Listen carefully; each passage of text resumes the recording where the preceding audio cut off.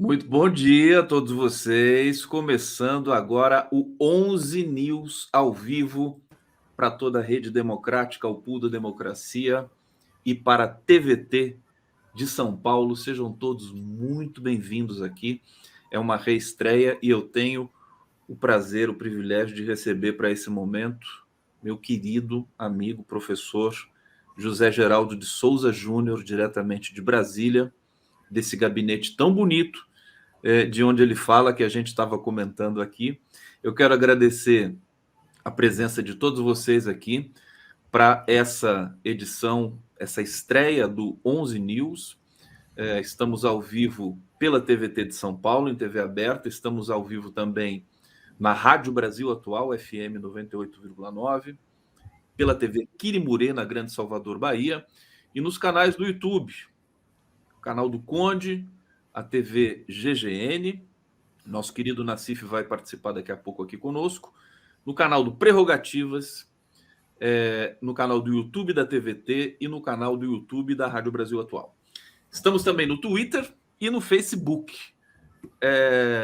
Tá bom essa abertura? Meu querido Zé Geraldo, você gostou do Grieg, Edward Grieg, abrindo os nossos trabalhos Foi de o que me maneira chamou, foi o que me chamou a atenção, né? Essa passagem, né, do era um chorinho antes, né, que abria. Era um chorinho, sim. O chorinho eu vou reservar para momentos também aqui durante o nosso papo. Sim, então ficou muito bonita e também a dinâmica, né? O movimento, eu diria assim, quase que gráfico. Antes a gente diria de câmera, né? Mas agora é Sim. mais digital, né? Da abertura, que é um movimento e que combina com a música. Vai no ritmo da música, né? Exato. Sabe que, assim, eu assim, não quero me gabar, mas eu que fiz a abertura. Ah, sim. Eu adoro fazer também essas. Eu passei ontem o dia assim, burilando, garimpando imagens e tudo mais, e aí cheguei nesse resultado aqui. Achei essa música importante. Olha, gente, vamos começar a nossa resenha. Nós temos muitas coisas para trazer para vocês aqui, informações quentes. Acabou de ser reaberta a fronteira em Gaza. Recebi a mensagem diretamente do nosso embaixador na Palestina, amigo do Zé Geraldo de Souza Júnior, o Alessandro Candeias. Recebi há 10 minutos, quer dizer, a fronteira acabou de ser Primeira mão, reaberta. Oi? primeira mão, primeira mão. Primeiríssima mão. Primeiríssima mão para vocês, graças ao nosso querido Zé Geraldo, que me passou o contato do embaixador. Vamos aguardar, ver se os brasileiros vão entrar nessa lista. Nós vamos falar hoje aqui também da aplicação do Enem. Ontem, no Brasil todo, 4 milhões de inscritos no Enem. Uma mensagem bonita do presidente Lula para os alunos. Não sei se o Zé Geraldo viu, mas eu vou até recuperar aqui para a gente mostrar. Ele dizendo para os candidatos uma coisa tão diferente do que foi no passado recente. Vamos começar com a fronteira reaberta em Gaza, que é o assunto mais urgente desse momento para a gente aqui. Professor Zé Geraldo, primeiro fala um pouquinho para a gente do Alessandro Candeias, que é seu amigo, do trabalho que ele faz ali na Palestina, junto ao Brasil, que é uma coisa muito bonita, né? Muito bonita e no estilo do Alessandro, muito reservada. Ele é um personagem de fazimentos, como dizia o Darcy Ribeiro, né? Ele se expõe pouco naquilo que é a busca de projeção, de espetacularizar, né? Ele constrói possibilidades e dialoga com muita convicção, porque ele é um grande intelectual, é um doutor em economia, foi titulado na École, em Paris, sob a direção de Ignace Sachs, né? E é um acadêmico no sentido da sua formação, né? Sem contar o que... Sabe, ele quando entrou na diplomacia, no ministério, ele escolheu como primeiro posto dele a Unesco em Paris. E você dizia, puxa, recém-saído já é o primeiro posto, é porque ele foi o primeiro colocado no concurso de ingresso. É uma pessoa muito qualificada, né? E muito discreta. Faz um trabalho notável e absolutamente confiável, porque as alianças que ele estabelece são seguras, são consistentes, né? Ele estava em Brasília de férias, a residência dele em Brasília, embora ele seja pernambucano, com a família, a esposa, que é também uma acadêmica, e a filha que está estudando em Tel Aviv, na universidade, né? Mas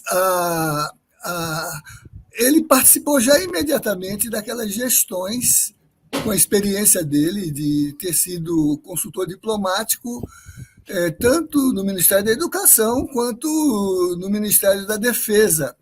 Então, é um construtor de redes, de pontes, de capacidade de articulação, né? E de campo, porque ele se engaja, ele está no fragor dos acontecimentos, né? Então, ele contribuiu muito para organizar aquela operação formidável de repatriamento dos brasileiros que a presidência proporcionou, sob a perspectiva de revelar um valor, né? Em primeiro lugar, a dignidade da pessoa, da cidadania, né? Depois, os negócios. A vida é primeiro do que a mercadoria, do que os negócios, né? Agora, deve ser um papel muito difícil ser embaixador junto a um povo que não tem, tecnicamente, um país para chamar de seu. Eu acho que, enfim, tem de ter todas essas qualidades que você está destacando aqui. Além disso, uma pessoa muito sensível. Ambos, ele e Ana Paula, a esposa dele, que o ajuda muito. Mas, Conde, que bom que você pôde estabelecer contato com ele. Espero que ele tenha recebido bem, né? Naquele dia de nosso programa, eu mandei o link para ele assistiu. E acho que esse esforço notável que está sendo feito para o Brasil continuar a ser um interlocutor, porque as questões diplomáticas ainda estão a exigir muita sutileza, o que a Escola de Diplomacia do Brasil pode realizar, né? Uma tradição da Escola de Diplomacia do Brasil, né?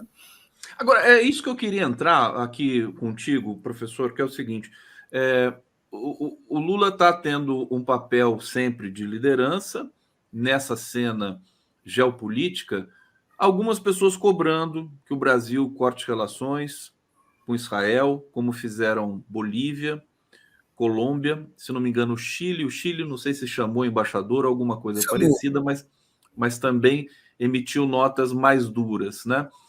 Embora o Lula diga que se trata de um genocídio, não é guerra, é genocídio, o que você poderia dizer para a gente com relação justamente a esse panorama da diplomacia brasileira, que se destacou muito na ONU nesse mês de outubro, né, em que presidiu o Conselho de Segurança. Agora quem preside é a China, e o embaixador Mauro Vieira também fazendo muitas gestões em torno de um cessar-fogo, de uma pausa democrática. Eles vão trocando os nomes para ver se convencem o governo israelense do Netanyahu, que passa por uma crise, quer dizer, são muitos ingredientes. Eu queria uma leitura sua dessa, enfim, a gestão da diplomacia brasileira, o Lula e a situação em si difícil também do Netanyahu, que enfim, a população de Israel não está gostando do que ele está fazendo também, né? É verdade. Essa é uma situação muito difícil, porque ela mobiliza a nossa subjetividade do ponto de vista da tomada de posição e de ser propositivo no tocante aos valores que estão em causa. Por exemplo, quando se coloca, né, um ingrediente genocida nesse processo, e depois, quando se expõe, né, as consequências das ações do ponto de vista de que, aparentemente, essa é uma ação que sacrifica crianças, nós nunca vimos em nenhum episódio, por mais dramático que seja, a tolerância com o fato de que as vítimas preferenciais desse confronto estão sendo as crianças, né? O Gaza está se transformando num cemitério de crianças, né? E, então, é muito difícil que a nossa subjetividade nos mobiliza para uma tomada de posição que seja radical, né? Quer dizer, denunciar aquele que aparentemente é o indicado como o que provoca os danos mais letais. Mas, do ponto de vista institucional, é preciso uma certa moderação, prudência, atitude mediadora para poder jogar algum papel que, ao invés de traduzir sentimentos, traduza também razões que transformem a realidade, que proporcionem transformar a realidade no sentido de superar a crueza do momento do conflito, que é sangrenta, uma crueza sangrenta, né? Então, eu acho que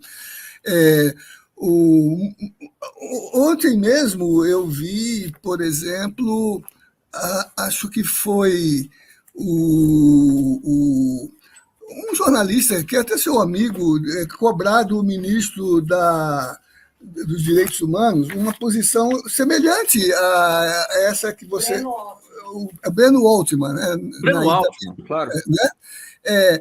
O ministro, há pouco, no encontro que tivemos no Rio de Janeiro, no IAB, onde ele recebeu o título de membro benemérito do Instituto dos Advogados Brasileiros, dizia que hoje mais importante do que ser antissemita é ser anti-antissemita, né? Quer dizer, aponta para uma questão que, no subjetivo, nos coloca, né, sob a perspectiva de posições que externalizem as nossas emoções e nossos sentimentos. Quero dizer, Conde, que depois do nosso último programa, em que eu procurei combinar essas coisas, né, falando da minha objeção ao terrorismo, seja de que procedência for, reivindicando que essa tensão se resolva pelo direito internacional para que a civilização não entre na deriva dos processos do próprio conflito, discutindo, né, que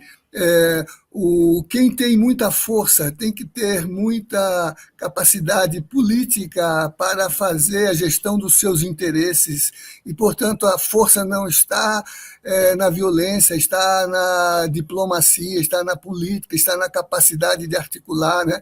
Mesmo assim, pessoas próximas de mim acharam que o meu discurso tinha sido antissemita.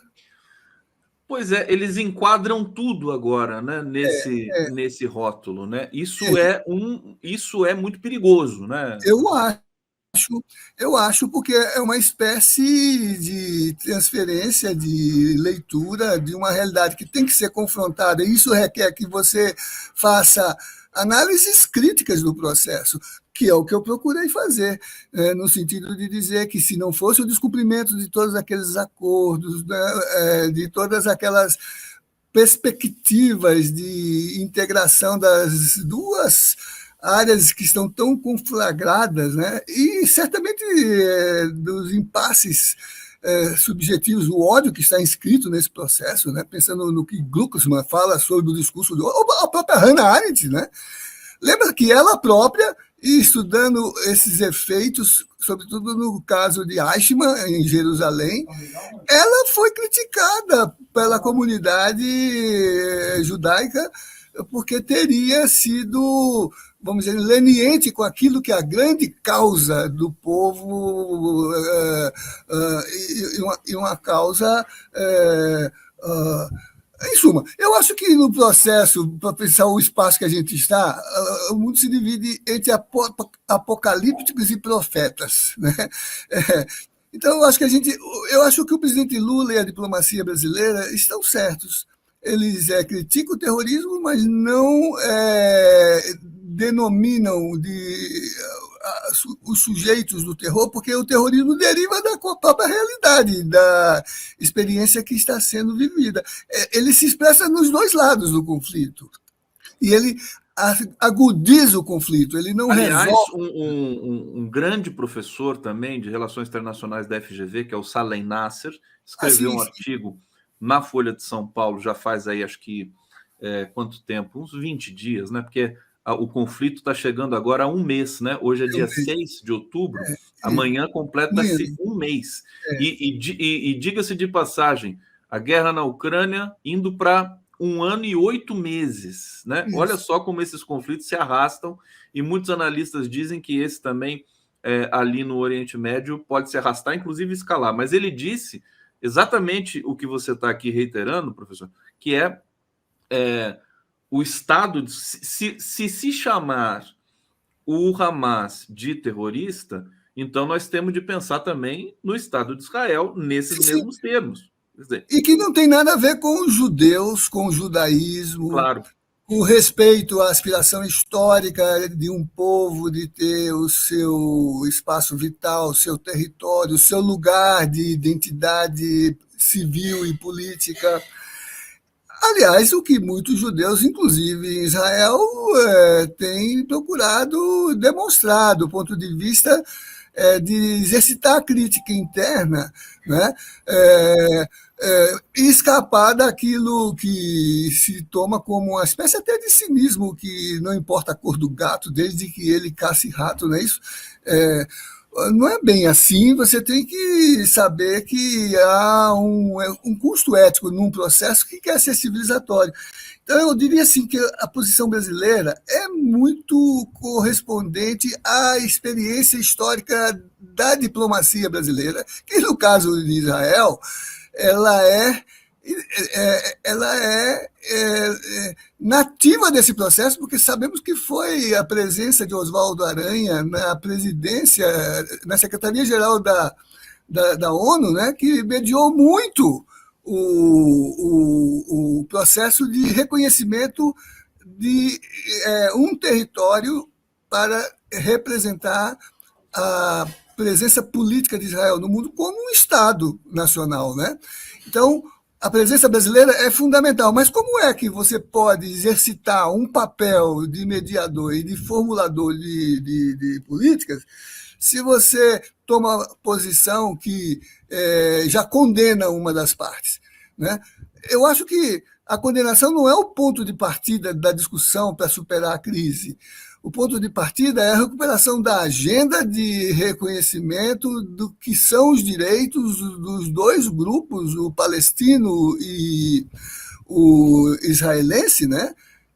Não vou nem dizer judeu, porque também não vou classificar dentro dos recortes palestinos as suas várias confissões. Por exemplo, agora mesmo vi uma frase de um palestino dizendo assim: quando chegará a nossa vez? E são palestinos cristãos, não são palestinos islâmicos, são palestinos cristãos, não é isso? Então, há muitas variantes aí, e acho que o governo brasileiro age tão bem, e é por isso que eu diria, né, que, inclusive, com maior ou menor adesão àquilo que o Brasil tem proposto, com maior ou menor relevância que países potência, Estados Unidos, por exemplo, atribuem a que o Brasil tem sugerido, com algumas possibilidades de represália que possam estar nesse processo, a exemplo da retenção dos brasileiros de Gaza para a saída pelo corredor de refúgio, né?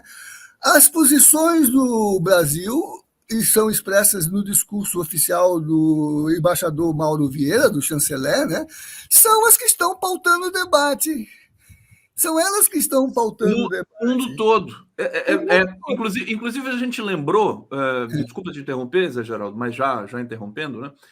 A gente lembrou que quando o Lula deu aquela entrevista à revista Time, nos Estados Unidos, antes de ser eleito, muito antes, logo depois que ele saiu da prisão, sim, Quer dizer, logo depois não, porque ainda demorou um pouco até chegar na guerra da Ucrânia. O que ele falou da guerra da Ucrânia começou a pautar o sim, entorno dessas discussões, inclusive sim, fazendo, né, fazendo pressão ali no governo dos Estados Unidos sim, e nos países europeus também, porque o Lula é muito respeitado no mundo sim. inteiro, sem dúvida nenhuma. Né?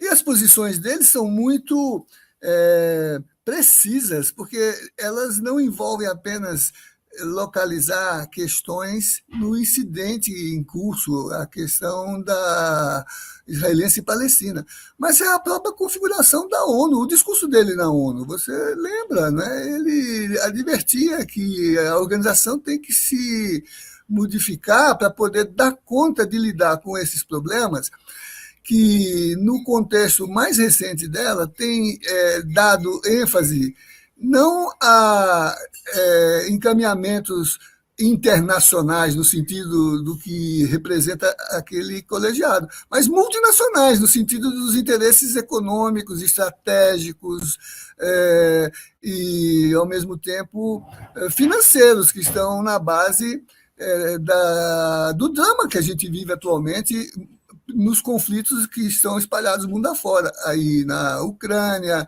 na Palestina, na África, né? O drama da África está a explodir. Então, eu acho assim que o Brasil está agindo muito corretamente e ele está sendo o formulador da pauta desse debate. Mesmo quando, por exemplo, depois do veto dos Estados Unidos isolados, né, com todos os demais interlocutores apoiando a tese do cessar-fogo, do corredor humanitário, a tese da cessação do conflito por mediação do direito internacional e de retomada dos acordos que foram construídos. Esse povo ganhou o prêmio Nobel por construir esses acordos. O Yasser Arafat e o seu parceiro israelense ganharam o prêmio Nobel da paz. Né? Esses acordos foram uma experiência diplomática importante. Né? Os Estados Unidos assumiram o discurso como se fosse seu, iniciativa sua, né? Quando ele foi colocado na mesa pela diplomacia brasileira. Os Estados Unidos têm um complexo também de vira-lata lá, vamos combinar, né? Eles também têm isso, eles se apropriam. Professor, deixa eu só fazer aqui uma pausa democrática.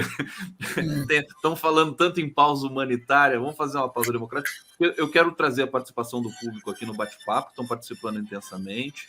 Pedir para vocês que estão nos acompanhando pela internet para dar o like para a gente aqui, para se inscreverem em nossos canais. E eu coloquei aqui no rodapé, viu, Zé Geraldo? Coloquei a mensagem ipsis literis que eu recebi do Alessandro Candeias no WhatsApp. Ele dizendo aqui, vou ler para vocês, importante a gente atualizar, porque essa é uma notícia urgente, né? A fronteira foi reaberta agora, ele diz. Aguardamos agora que os brasileiros entrem na lista de autorizados. E ele termina: os feridos foram transportados para a fronteira pela Cruz Vermelha, Crescente Vermelho. E o Alessandro também me mandou alguns vídeos, também primeiríssima mão, vou mostrar já para vocês, mas antes eu quero ler aqui os comentários de vocês no nosso bate-papo. Edson Antunes está aqui, redação Enem eliminou os filhos dos bolsominions. Vamos falar do Enem? Quero muito falar do Enem com o professor Zé Geraldo. Vânia, estamos aqui contigo, Conde. Luiz Cross. Amo o professor Zé Geraldo Júnior, suas teses são sempre certas e favoráveis aos mais necessitados e marginalizados por essa sociedade vil. De Bicas, Minas Gerais, aqui eu recebendo a solidariedade, porque eu estou iniciando um novo ciclo aqui com esse novo pool democrático de canais. Ana Lúcia, aqui com o Conde, obrigado, querida. Um beijo grande para vocês, obrigado pelo carinho. Gilvan Santos, Zenit Siqueira, me desejando sucesso aqui, obrigado. Sônia Barbosa, muito sucesso, Condão, que maravilha. Bruna Moraes, vale a pena um dia para falar sobre o tema da redação do Enem, desafios para o enfrentamento da invisibilidade do trabalho de cuidado realizado pela mulher no Brasil. o Enem com os temas de redação, ele praticamente, depois eu volto aqui no bate-papo, ele faz um trabalho, assim, você sabe que eu fui corretor de redação do Enem, Zé Geraldo, durante 10 anos. Eu amava corrigir redação do Enem. Eu era um dos raros, porque em geral o professor de português, né, não gosta muito, porque acha que as redações são mal escritas. Eu, como eu sou linguista, eu via fenômenos e mais fenômenos de linguagem ali absolutamente geniais, assim, todos muito inspiradores para você pensar as questões da língua viva e da escrita viva. Papel do Enem no Brasil, fala um pouco para a gente. Vamos migrar agora para o assunto Enem, depois a gente volta também para as questões internacionais. Você, como ex-reitor da Universidade de Brasília, creio eu não sei, mas deve ter tido participação relevante na formulação e na concepção do Enem, ou não? Sim, claro, o Enem foi praticamente construído pela Universidade de Brasília, na perspectiva do seu antigo CESP, aquele centro de formação e de certificação, que ainda é um organismo da Universidade de Brasília, né? E em colaboração com o INEP. Nós realizávamos o Enem. Eu, como reitor, inclusive, na primeira grande edição do Enem, fui acompanhar em São Paulo, a partir da gráfica que produzia o material, né, o desencadear da operação de distribuição do material, que é uma operação concertada com o Exército, conduzindo para seus armazéns especiais, né, os comboios com o material para depois os Correios distribuírem esse material na logística é uma das operações mais grandiosas do Brasil do ponto de vista da logística, da distribuição e da garantia de que no país todo os milhões de candidatos possam, com segurança, ter acesso ao seu processo, né? Eu queria distinguir duas dimensões. A primeira é essa que você acabou de mencionar, do processo de inteligência que cerca a produção do exame, o banco de questões, as questões que são elaboradas, a redação como um fundamento, né? Imagine, vai ser o único lugar em que o chat GTP terá dificuldade, porque ali não adianta ativar o aplicativo, você tem que exaurir seu cérebro para construir inferências que têm a ver com discutir a sua realidade, como essa, né? Notável, de tirar do invisível o trabalho reprodutivo, né? E mostrar, né, que o cuidado é uma dimensão ética da própria forma de construir com dignidade o social, né? E algo que tem que ser valorizado do ponto de vista daquilo que a retribuição deva alcançar, do ponto de vista dos fundamentos de uma economia que seja emancipatória, que seja capaz de construir liberdade, como dizia o Amartya Sen, né? E que, portanto, é uma economia que garanta a ativação daquelas capacidades que nos dão liberdade. E uma delas é tirar, né, do anonimato, do invisível, do subalterno, do reduzido, do inferiorizado, o trabalho do cuidado, o trabalho da mulher, né, que em geral está nessa condição. Então, o trabalho de construir os fundamentos, né, que ativem, né, a capacidade imaginativa e resolutiva da nossa inteligência para nos confrontarmos com problemas que dizem respeito à nossa realidade e à nossa sociedade. O Enem faz isso. Depois, a técnica de produzir esse material com as teorias, né, de respostas que não sejam respostas pré-inscritas em gabaritos, mas que representem capacidade de assertividade, de sair, não é, daquele modo gabaritado, né, do Zé, acerto. desculpa, eu acho a concepção da prova do Enem como um todo, em particular da redação, eu acho uma obra de arte. As pessoas dizem que eu exagero, mas porque ela abarca a heterogeneidade socioeconômica e também, por que não dizer, acho que ética também do Brasil, né? Sim, Porque abarca isso, e a grade de correção ela é democrática, ela é exato. muito democrática, ela exige por isso que muitos corretores ficavam inseguros, porque eles não entendiam isso, porque é uma inovação, né? Eu acho que é uma coisa que o Enem trouxe. E foi considerado, pelo menos durante, não sei, duas edições do Enem, chegou a 10 milhões de inscritos. Exato. Essa teve 4 milhões, como um dos maiores vestibulares do mundo, se não o maior, porque a China tem também Sim, sim. um vestibular muito grande, só que ele é feito separadamente. O Enem é feito num domingo, agora em 2, né? Então, é uma operação que exige extrema capacidade, inclusive logística também, de segurança e tudo mais. O Brasil, enfim, o Brasil é essa potência, né?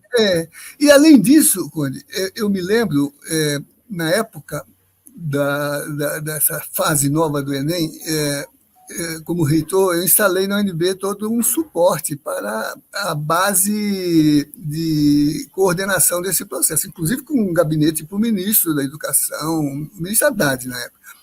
Uhum. E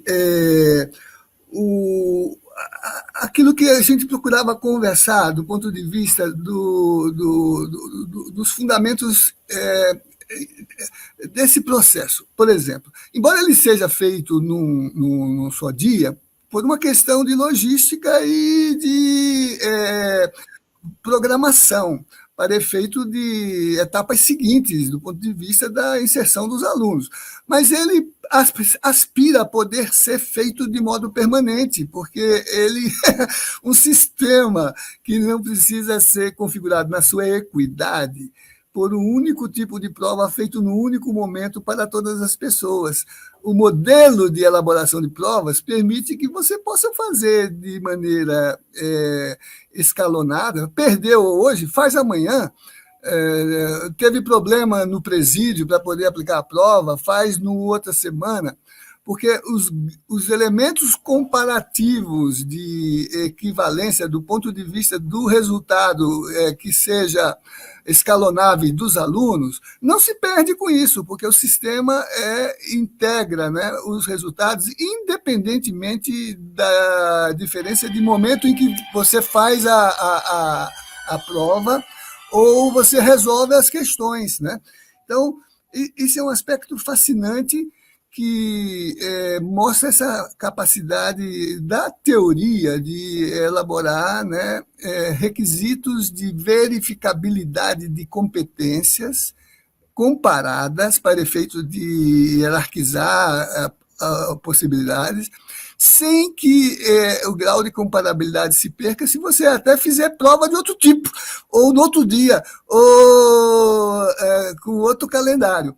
E a outra coisa que é notável, e uma vez até conversei com o ministro Haddad para ele fazer uma cerimônia de reconhecimento e homenagem com certificados de mérito para todos aqueles coordenadores, gestores do processo que tivessem feito o que era a alma do Enem, né? Não é sucumbir aos problemas e às dificuldades, é ser capaz de resolvê-las. Me lembro numa situação, notícia de grande repercussão em telejornais de horário nobre, de grandes emissoras, os dados que poderiam levar a uma concepção de fracasso.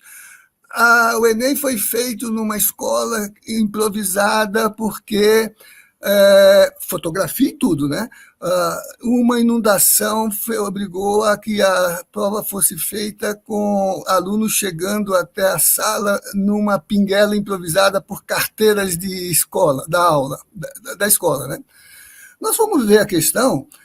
Na noite daquele dia, abriu-se inadvertidamente as comportas de uma represa que inundou. Então, foi um fato muito imprevisível. Aquelas carteiras não foi um improviso, foi uma solução. A professora correu ao prefeito de madrugada para fechar a comporta, correu para a escola, improvisou a ponte para que os alunos chegassem e construiu condições para que eles pudessem realizar a prova.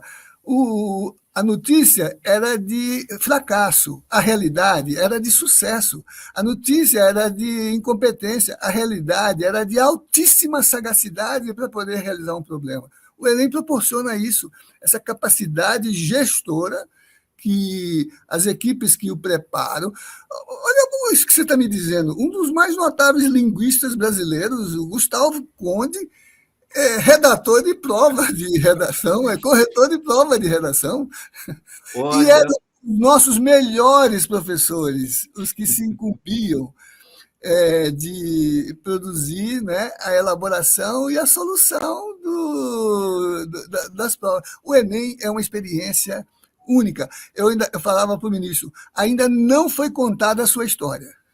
não foi contada a história, precisa ser contada, e eu quero contar parte dessa história. Uma experiência, assim, absolutamente fantástica. Participar de uma banca de correção. Imagina, professor, a gente ia para um prédio em São Paulo, em geral, na Avenida Paulista, ali na Brigadeiro, um prédio que era vazio, evidentemente, 3.000 professores do Brasil inteiro corrigindo 6 milhões de redações. Você entendeu? Eram 200 redações por dia e aquela movimentação, né? Inclusive a questão da humanidade, de você se encontrar com professores, enfim, professores de literatura, com linguistas, das áreas da linguagem. É uma coisa absolutamente espetacular. Olha,